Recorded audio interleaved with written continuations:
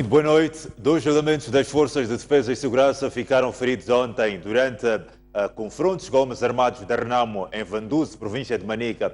O ataque interrompeu por algumas horas a circulação rodoviária na Estrada Nacional número 7.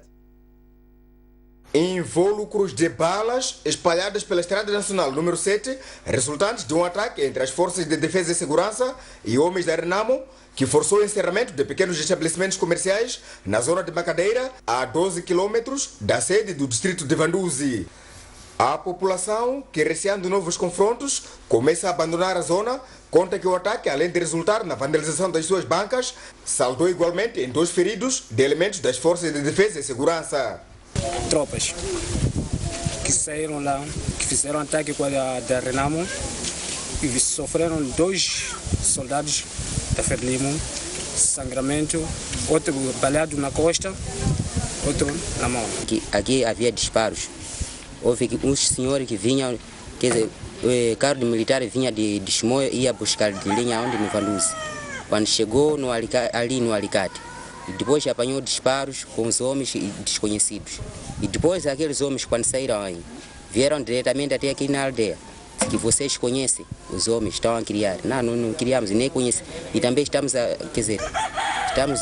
admirar por esse disparo, como surgiu. Diz que nada, vocês conhecem. Começaram a disparar, vieram Bernardes, começaram a disparar, até foram aquela porta ali, está escafiada aquela porta. Depois, essa banca foi furado ali em cima. Depois ali foi levado uma coluna com aqueles homens e aquele senhor foi arrancado muito produto, foi embora. Refere-se que os confrontos iniciaram por volta das 9 horas até perto das 14, a altura em que se restabeleceu a circulação normal de pessoas e bens na Estrada Nacional número 7, naquela zona. A polícia Manica confirma o confronto registrado esta sexta-feira e diz que as Forças de Defesa e Segurança foram emboscadas por homens armados da Renamo em plena patrulha e tiveram que responder. A zona de Macadeira, ao final da manhã de ontem registramos sim um confronto. Na altura as nossas forças encontravam-se naquele ponto a patrulhar e repentinamente foram atacados pelos homens armados da Renamo. Imediatamente responderam àquele ataque. No local do confronto não registramos danos humanos, mas sim registramos danos materiais. Na medida em que uma banca que continha produtos diversos de venda, estando no meio do fogo, acabou sofrendo, ou melhor, ficou carbonizada. E os produtos, tanto a banca como a banca, acabaram sofrendo. Neste momento, a ordem já foi restabelecida e os nossos homens mantêm-se no local para garantir a ordem, segurança e tranquilidade públicas naquele local. Um agente da Unidade de Intervenção Rápida foi baleado esta sexta-feira por homens armados da Renamo, na região de Zero, distrito de Mbopeia, província da Zambésia. O agente está sob cuidados intensivos na unidade hospitalar na Zambésia. O caso aconteceu pouco depois das 9 horas de sexta-feira, quando este agente e o seu colega seguiam no autocarro da companhia Etrago em direção à cidade de Chimoio, província de Manica, em missão de trabalho. Acompanhe a seguir os depoimentos desta vítima. Uma missão de serviço. Estamos a vir de Pemba, a direção de Chimoio. Então ontem dormimos aqui em Ipatala. Hoje que partimos para Chimoio. Então, faltando 30 quilômetros para o Rio Zambésia, é quando tivemos um ataque. Então, daqui. O senhor vinha em que carro? Vinha de Traco. De Trago? Sim. Trabalha para que instituição? Trabalho na intervenção rápida, no distrito interior. Sim. Quantas balas teve? Teve uma bala. Me partiu o braço e saiu do outro lado, veio a entrada costeiras. Só não chegou a atingir costeiras. Ok. Quantos sofreram no carro que está fazendo? São 2 pessoas. Sim. Uma Uma fonte médica explicou que a bala que atingiu este agente já foi removida e este outro agente da unidade de intervenção rápida contraiu ferimentos ligeiros. Os dois estão a receber tratamentos médicos no Hospital Provincial de Climane. O Presidente da República disse hoje em Chifunde, província de Tete, que os doadores cortaram ajuda ao nosso país devido à crise financeira internacional. Filipe News pediu à população para aumentar o nível de produção e produtividade para reduzir a dependência externa. Estamos a viver um momento muito difícil. Essa foi a frase pronunciada pelo chefe de Estado no comício havido este sábado aqui no distrito de Chifunde, província de Tete. Filipe Nyusi queria com isso mostrar o cenário econômico que está-se a viver, sobretudo com a crise no setor dos recursos minerais, mas também no setor agrário. É que a província de Tete, sobretudo nesta zona, é muito potencial na produção de produtos de rendimento como o tabaco, mas também o algodão. Só que esses produtos também estão a sofrer uma baixa do preço no mercado internacional. Fui ver tabaco quando estive no outro distrito, aqui vi algodão, mas quando estive em Marara fui ver o carvão, lá onde se cava carvão. Esses produtos todos estão a baixar preço. Aqueles amigos que financiavam, ajudavam com o dinheiro, já não estão a dar. Não estão a dar porque também têm seus problemas nos seus países. A economia está mal em todo lado. Vocês veem aqui no Malawi, as coisas não estão bem. Aqui na Zâmbia, as coisas não estão bem. Os que estão aí no sul estão a ver que na África do Sul as coisas não estão bem. Os que estão aí na fronteira com Ruvuma, Nyassa, Cabo Delgado, estão a ver que lá na Tanzânia as coisas não estão bem. Então é preciso nós pensarmos o que fazer, produzir mais e criar condições para produzir aquilo que é possível produzir em todos os momentos. A questão da seca, que também fez-se sentir na zona sul do país na última época agrícola, mas também o excesso de chuvas na zona norte, também mereceu especial atenção do Presidente da República. Ele pediu à população para que aumente os níveis de produção e de produtividade, porque essa é a única saída para reduzir a dependência externa. Nós precisamos de aumentar a nossa produção. A situação econômica do país precisa de mais trabalho. Agora caracteriza-se por fraca produção e estamos a comprar mais coisas de fora do que nós vendermos para fora. Isso significa que nós comemos aquilo que não produzimos. Agora aqui falou de fome, é verdade, há fome aqui por causa da seca. Poderemos pedir o nosso Instituto Nacional de Gestão de Calamidade para reforçar um pouco a comida, mas você estará a comer aquilo que você não produziu. Come mais aquilo que você não produz e assim nunca vamos sair da pobreza. Este comício marcou o fim da visita presidencial de 4 dias à província de Tete, com imagens de Gaspar Chirinda, Ricardo Machava, STV. O Presidente da República disse ainda que o governo vai apostar no negócio de energia devido às potencialidades que o país apresenta, mas também para aproveitar o déficit energético na região da SADC. O crescimento da economia devido à baixa de preço dos principais produtos de exportação está a servir de lição para o governo. Nós temos que diversificar a própria energia. Por isso dissemos, vamos fazer mais barragens, vamos fazer mais energia a gás, vamos fazer solar e outras renováveis que possam ser, mas vamos fazer energia, mais barragens hídricas. O mercado, não só em Moçambique, mas na região, até agora está a ser necessário. Até agora não há sinais de que a energia está a mais. Ou a energia pode saturar e pode parar. Há sim sinais de que vai produzir mais. Como queremos fazer? Uma boa pergunta. Nunca dissemos que é o governo só que vai fazer, que vai buscar energia. Estamos a envolver setores privados na produção de energia. Aliás, a própria Cabora Bassa não foi feito com o governo, foi feito com parcerias e agora que adquirimos de volta. Mas a qualquer momento, se criarmos mais umas outras unidades de produção de energia, como um Pantancua, como o Lúrio 2, algumas que já informamos aqui em Tete, a unidade de produção de energia carvão e Moatize, que estamos a pensar.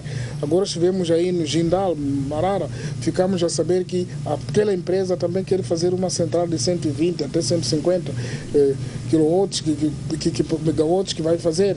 E isso significa que a energia de fato é necessária e adquire e revende. E isso terá que ser acompanhado com a construção das linhas de transporte de energia. Sobre a crise que as mineradoras estão a atravessar, o presidente entende que é preciso estudar profundamente o cenário para não deixar o país numa situação de perda. Temos que encontrar o equilíbrio. Como eu disse na minha introdução, não podemos chegar a uma fase onde o país perde.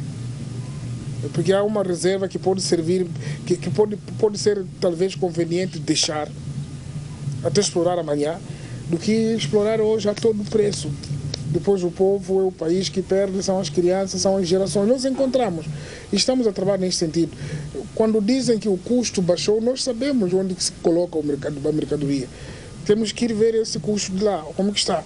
Depois fazemos o cálculo, a produção dele a partir da altura da tirada da escavação, do transporte marítimo, manuseamento. Isso significa que até onde podemos apertar, para não sairmos também a perder, porque as linhas férreas, os portos, que também pode-se considerar que agravam, eles também têm o custo de produção.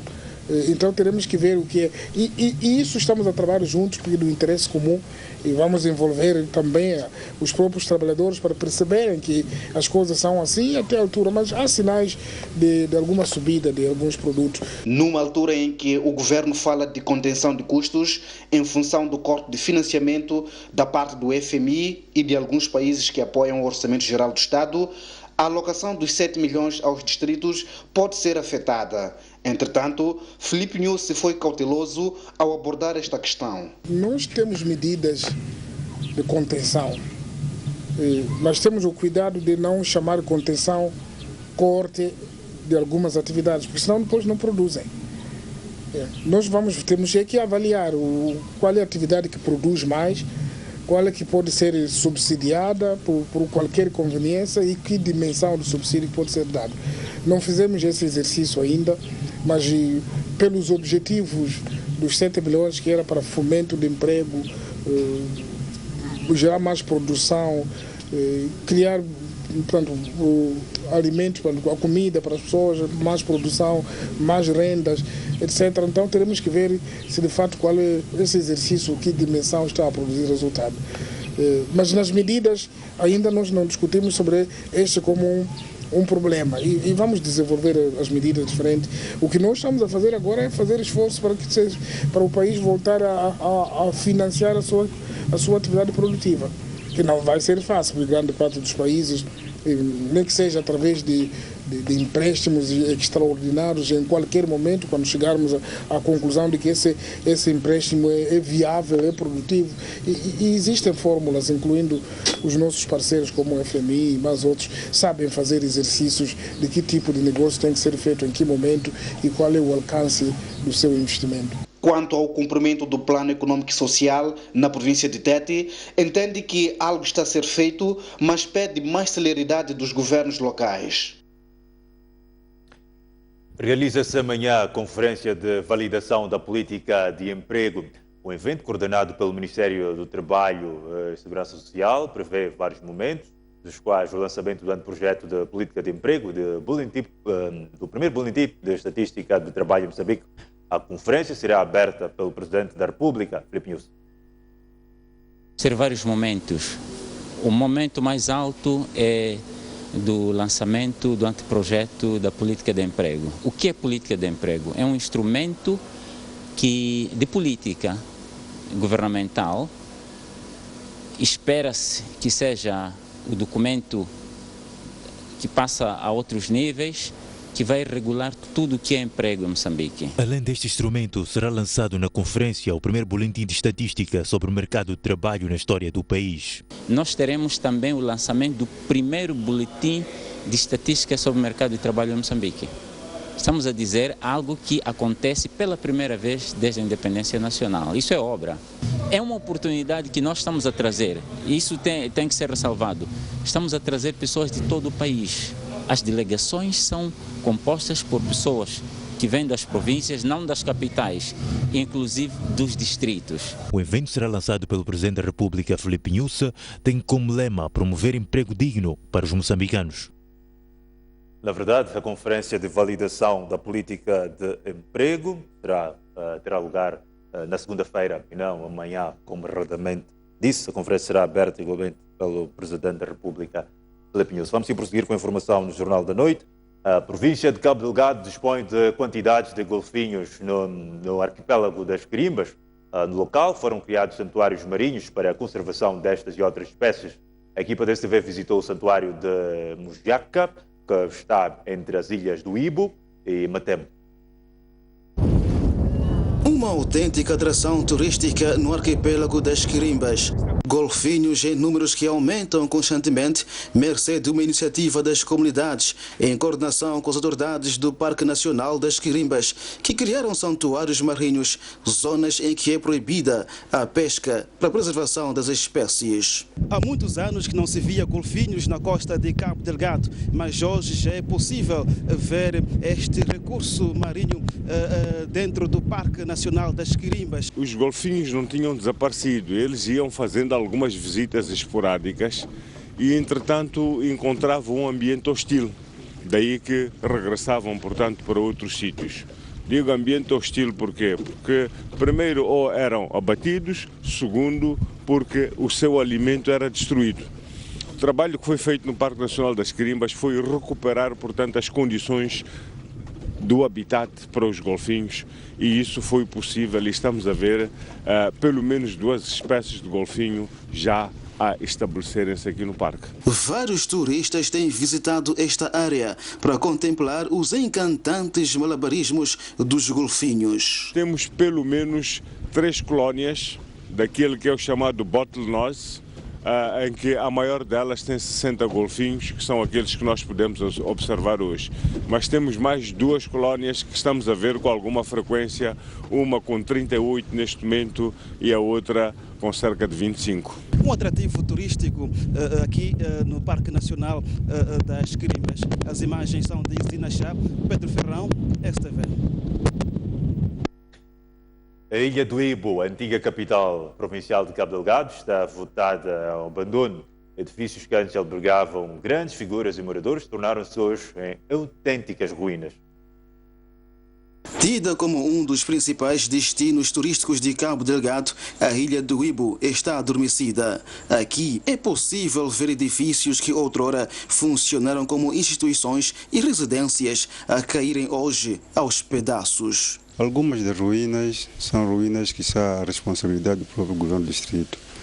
Algumas ruínas são ruínas dos proprietários, cujos esses proprietários, penso que algumas ruínas dos proprietários, eles têm vontade de vender, só que não apareceu os compradores. Donos eram os indianos. Agora, daí quando apareceu a independência, os outros abandonaram para Portugal. Outros morreram, como aquela casa aí, o dono já morreu, faleceu. Essa casa também. Ibo é uma ilha histórica, tem mais de 250 anos. Foi a primeira capital provincial de Cabo Delgado. Aqui convergiam indianos, portugueses e chineses, tudo por causa do comércio. Por isso, foram erguidas várias infraestruturas. Os ilhéus do Ibo querem ver as ruínas transformadas em edifícios. Há muito tempo essa vila era bonita, porque essas ruínas, pelo menos eu na minha idade, cheguei de viver essas ruínas, viver o que o ambiente em si, quando estava mesmo em pé, não como está agora.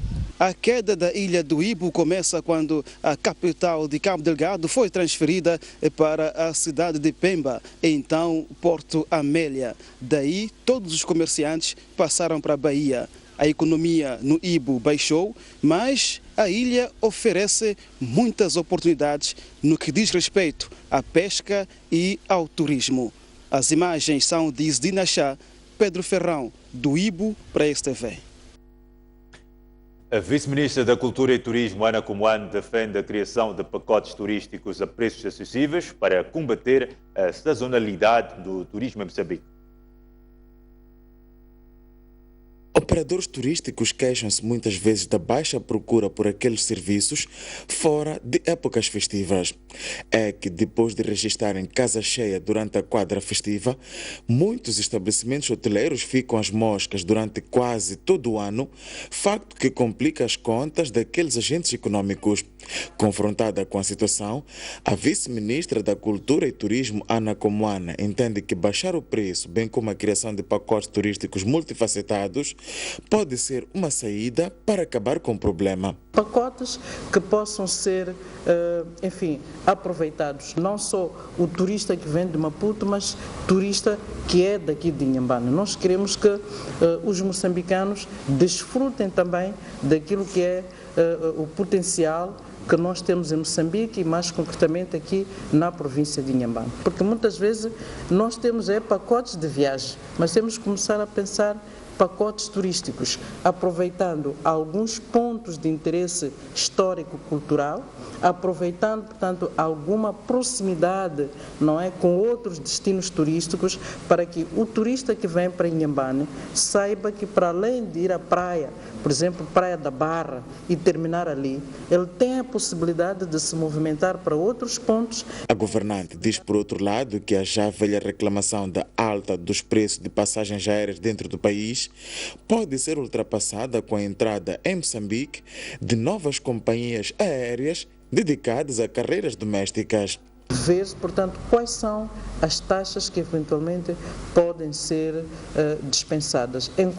Tenho que dizer que encontramos muita abertura, quer da parte do Ministério de Transportes e Comunicações, muita abertura, quer da parte do Ministério de Economia e Finanças, da entrada de novos operadores. Portanto, isso também vai ajudar muito. Como sabem, dia após dia nós temos ouvido falar da entrada de novos operadores das linhas aéreas. Então, se calhar, primeiro entram via Maputo, mas acreditamos que nada obsta que esses operadores também explorem rotas, não é, a outros níveis. Se calhar isto tudo, o conjunto dessas medidas todas vai aliviar a carga, portanto, em termos dos preços. Ana Comoane está em visita de trabalho de 3 dias na província de Inhambane, onde deverá visitar 2 grandes destinos turísticos deste ponto do país, nomeadamente Inhassoro e Vilanculo, e deverá encontrar-se com operadores turísticos daqueles distritos.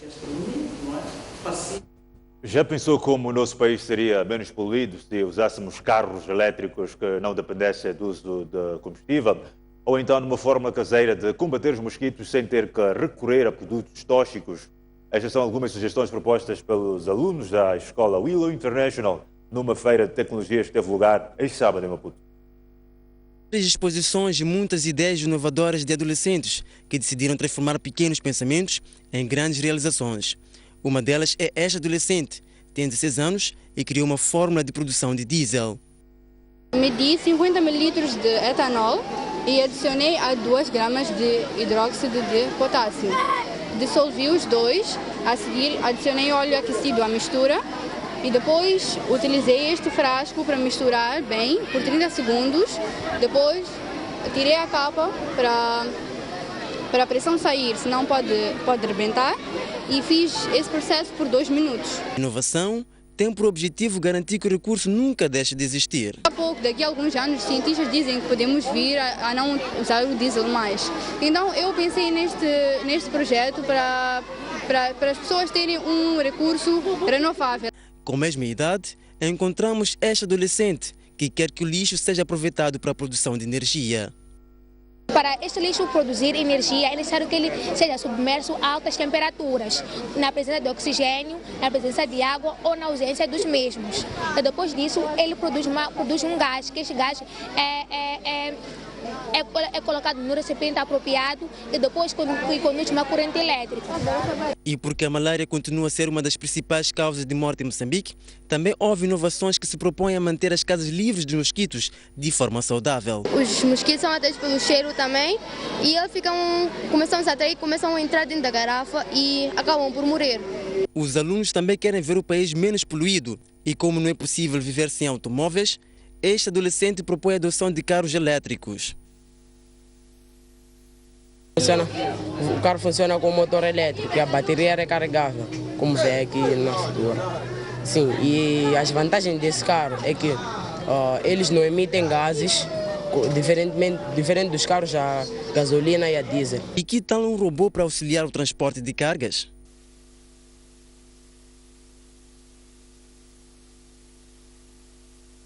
Se nós criássemos esse robô com um material mais denso, mais consistente, eu creio que ele podia ajudar muitas pessoas, por exemplo, as pessoas que tendem a percorrer longas distâncias para catar água. Elas podiam levar um desses robôs e pôr eles a levarem água. É só adicionar cá um suporte para que consiga transportar a água. Uma inovação com uma particularidade que pode resolver o problema de muitos moçambicanos em zonas rurais. Uma inovação com uma particularidade que pode resolver o problema de muitos moçambicanos em zonas rurais. Por locomover-se levantando as suas pernas, ele não enterra como muitos veículos. Então também pode ser usado no campo, para a agricultura. E a feira teve uma apreciação positiva por parte das lideranças da escola, que garantem que as iniciativas dos alunos serão estimuladas. A premiação é em termos de desenvolvimento do projeto, é isso que nós queremos. Apresentar noutros países, noutros fóruns, de modo que se consiga, portanto, um financiamento para se chegar a um produto final. E assim saímos para um breve intervalo, voltamos dentro de instantes.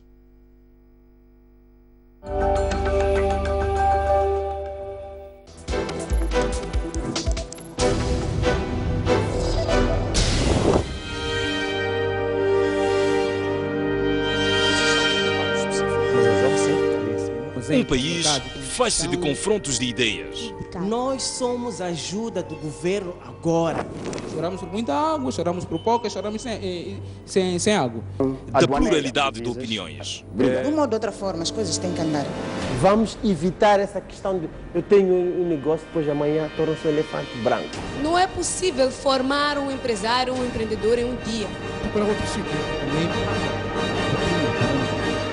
Nosso autocarro até aos 5 anos, aos 2 anos está arrebentado. Falar é muito simples e trazer dados também é a coisa muito simples. Mas vamos à prática, não é o que se verifica o que está a dizer. Há muitos jovens que começam e têm vontade de continuar, mas não vão a lugar nenhum. O debate da nação é desta diversidade de pensamentos que é Moçambique. Essa diversidade. Empreender não são pequenos negócios de barraco, qualquer coisa. Nós estamos a testemunhar.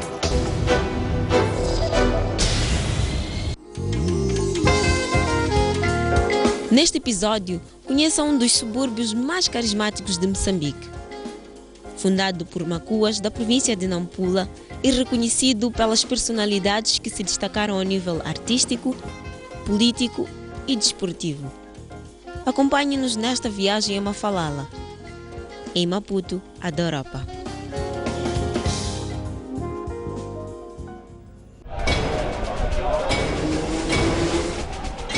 Os temas da atualidade desportiva. Análise dos lances. As jogadas polémicas. As glórias. A resignação.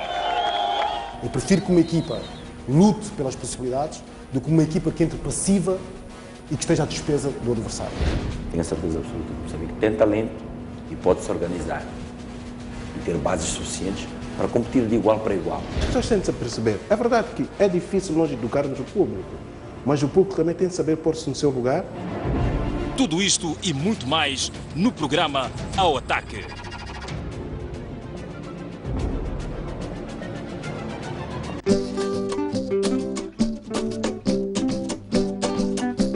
O Parque Nacional da Gorongosa é importante para Moçambique, não só por aquilo que já hoje representa, mas também por estar a ser construído para o futuro. E é por isso que a CDM apoia esta iniciativa, que que além de restaurar e proteger o parque, beneficia também as comunidades nele inseridas.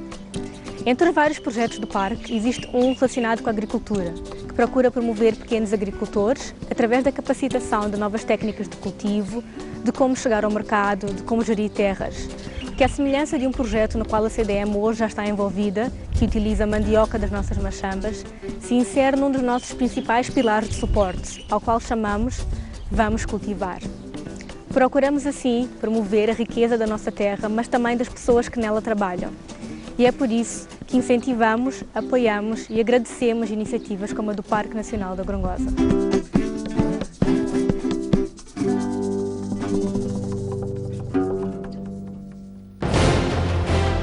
Um país sem cultura é um país sem identidade.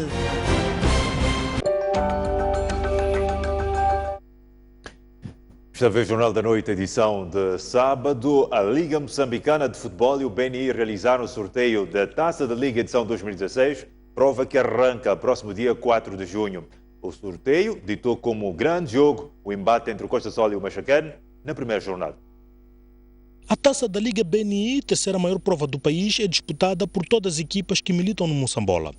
Assim, essas equipas foram distribuídas por zonas, sendo que no norte é disputada por equipas de Nampula e Niassa, no centro com equipas da Zambésia, Sofala, Tete e Sul, dividida em dois grupos. Pela Zona Sul, segundo o sorteio, a primeira jornada ditou confronto entre as equipas do Costa do Sol e o Machacane, num clássico de futebol moçambicano. A outra partida deste grupo será entre o Clube de Chibuto e Estrela Vermelha, que vão protagonizar o jogo de abertura da prova no próximo sábado. Ainda no Sul, Frio Verde Maputo e Liga Desportiva protagonizam um jogo grande, enquanto o NH vai medir forças com o Desportivo. Na Zona Centro, a primeira jornada vai comportar os jogos União Desportiva de Songo, Ferroviário da Beira e 1º de Maio de Quilimane, Xingal de Tete. O detetor do título da primeira edição, o Ferro Verde Nacala, começa a defesa do título recebendo o Desportivo de Niassa pela Zona Norte, numa jornada que vai ter ainda a partida entre o Ferro Verde de Nampula e o Desportivo de Nacala. Os jogos da primeira fase serão disputados num sistema de todos contra todos, numa única volta, qualificando-se os primeiros de cada grupo. A fase final desta prova será feita em eliminatória até se encontrarem os finalistas.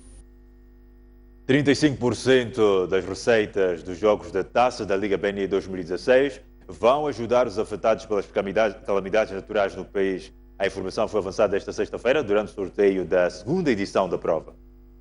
O jogo de abertura vai marcar o início da iniciativa de apoio aos afetados pela seca no centro e sul do país e cheios no norte, com a arrecadação de 35% do valor da bilheteira, que será encaminhado para o Instituto Nacional de Gestão de Calamidades.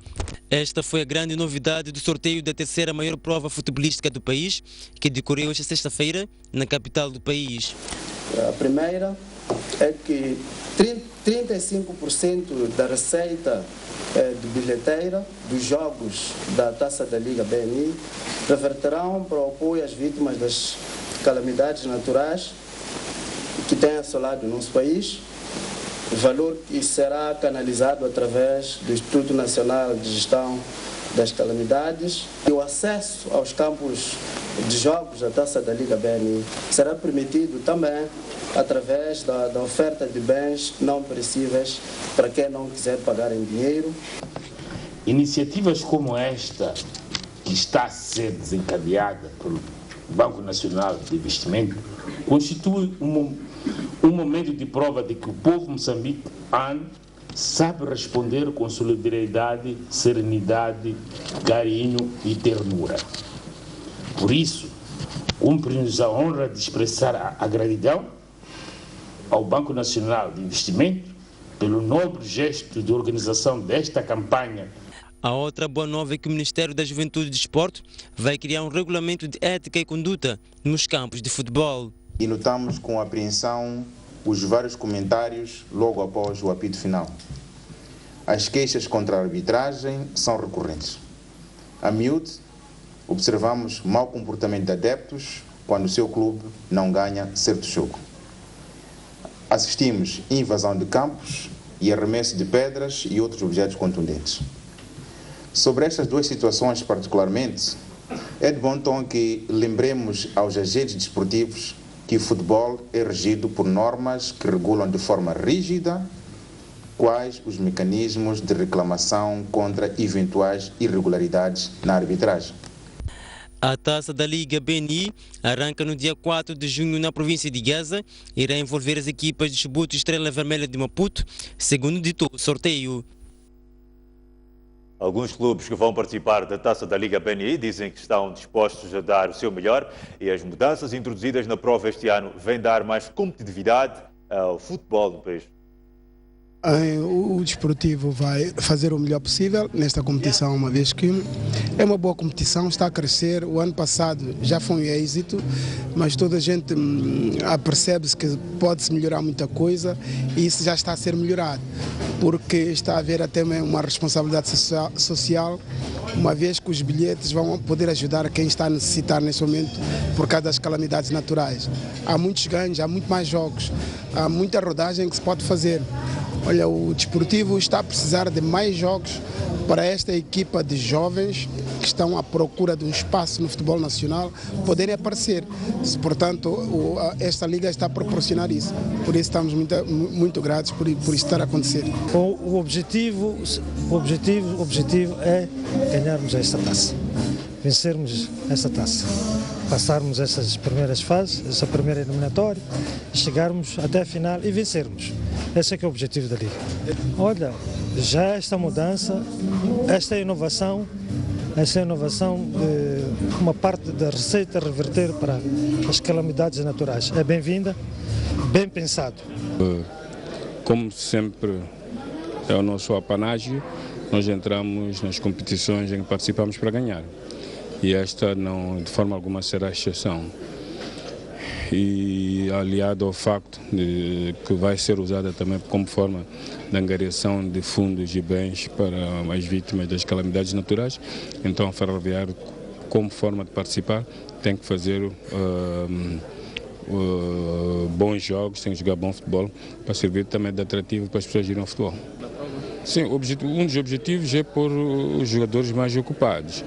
E definitivamente esse objetivo vai ser alcançado, porque naturalmente para as equipas que conseguirem passar para as fases seguintes. E isto é bom. E provavelmente é com base neste tipo de competições que pode aumentar o rendimento e competitividade daquilo que são os nossos atletas. O Ferroviário de Maputo voltou a vencer o Costa do Sol no segundo play-off da final do campeonato da cidade em basquetebol feminino por 58-42 e está apenas a uma vitória de revalidar o título. Depois de ter vencido o primeiro jogo por 64-55, adivinhava-se que o Ferroviário entraria para este segundo jogo com a intenção de vencer para muito cedo já pensar na conquista do título. E foi isso que aconteceu. Sem dar muita réplica, o Costa do Sol voltou a provar não ter pernas para fazer frente às campeãs nacionais, que ganhavam todos os ressaltos debaixo da tabela defensiva perante a passividade canarinha. Aliás, as locomotivas, quando partiam para o ataque, eram em velocidade e com lançamentos certeiros da linha dos 3 pontos. Essa forte entrada valeu 6 pontos de diferença ao fim do primeiro período. O segundo período foi ainda mais produtivo, com Costa do Sol a dar uma boa réplica à superioridade locomotiva, conseguindo amelhar 12 pontos contra 10 do Ferroviário, reduzindo a desvantagem para 4 pontos. 21-25, a maior para as locomotivas, foi o resultado ao fim dos 20 minutos. A entrada do terceiro quarto, o Costa do Sol fez 3 lançamentos certeiros e passou para frente o marcador pela primeira vez nestas meias finais. Antevia-se uma reviravolta canarinha. Mais cedo reagiu o Ferroviário com ataques rápidos e priorizando o jogo interior, onde fez mais pontos que a sua adversária.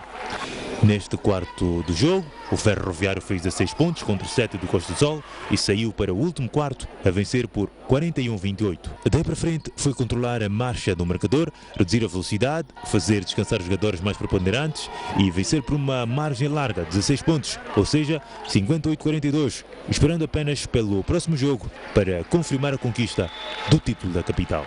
Não podemos definir, podemos resolver na próxima sexta-feira. Só podemos definir isso após a final do jogo, porque estaremos a trabalhar para isso. Após a final do jogo, acredito que vamos definir isso. Tivemos oscilações na tomada de decisões e o Ferroviário aproveitou-se disso. Não tem nada a perder. Então estaremos lá sexta-feira e daremos o melhor de nós. Em masculinos, o Ferroviário de Maputo venceu o Desportivo de Maputo com uma diferença de 12 pontos. O resultado final foi 73-61 no segundo jogo dos playoffs da final. O Desportivo de Nacala recebe este domingo no campo da Bela Vista o NH de Vilanculos, em partida da 12ª jornada do Moçambola 2016. O Desportivo de Nacala quer manter a senda de vitórias no Campeonato Nacional de Futebol na recepção este domingo ao representante da Terra da Boa Gente, a NH de Vilanculos, em partida da 12ª jornada do certame, visando o alcance mais cedo possível da manutenção na maior prova de futebol nacional. Falando a propósito do jogo deste domingo, com os hidrocarbonetos, a equipa técnica dos canarinhos da cidade portuária de Nacala, liderada por Antero Cambaco, reconhece o potencial do conjunto pertencente à Empresa Nacional de Hidrocarbonetos, que disputa pelo segundo ano consecutivo na sua história a mais prestigiada prova de futebol nacional. Vamos fazendo o nosso campeonato humilde, respeitando este adversário que vem, que não vai ser fácil realmente para jogar com este adversário, vai ser difícil, como tem sido difícil com tantos outros jogos que temos feitos. Portanto, um campeonato que não é nenhum pequeno, são todos grandes, vê-se pela classificação como ela está, muito complicada. Por isso esperamos um NH que venha com toda a força e que nós possamos nos defender da melhor forma e possamos sermos nós a ditarmos aquilo que vão ser as regras de jogo. Somos nós os donos do jogo, é a nossa casa e temos objetivos traçados que passam primeiramente neste jogo por conseguir amealhar pontos, fazendo uma vitória em casa. O Desportivo, assim como a NH, ambos vão para a partida deste domingo moralizados, uma vez que venceram os seus confrontos na última jornada do Campeonato Nacional de Futebol, facto que poderá contribuir para uma boa partida de futebol envolvendo os dois conjuntos. Fizemos o jogo passado com o Desportivo de Maputo, conseguimos um bom resultado, então vamos tentar ver se ainda conseguimos fazer já aqui em casa esse final de semana com o NH. Sempre nós queremos vitória só. O que eu quero é vitória. É referir que o Desportivo de Nacala ocupa atualmente o 9º lugar com um total de 14 pontos, contra 20 da ANH, que está na 3ª posição na tabela classificativa do Campeonato Nacional de Futebol, Moçambola, versão 2016.